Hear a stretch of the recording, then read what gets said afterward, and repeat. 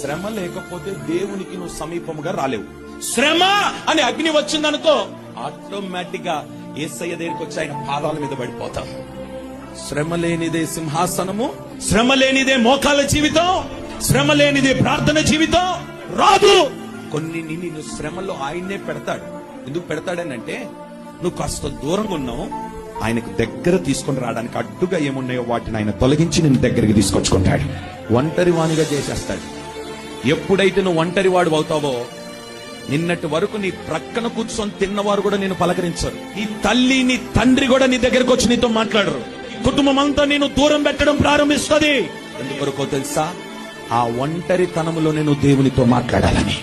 నువ్వు ఒంటరిగా ఉన్నప్పుడే నీ కుడి చేయి పట్టుకొని నీకు సహాయము చేస్తాడు. నిన్ను శ్రమ పెడుతున్నాడు అని అంటే నువ్వు సంతోషించాలి. ఎందుకో తెలుసా? ఈ శ్రమ నాకు మేలాయను.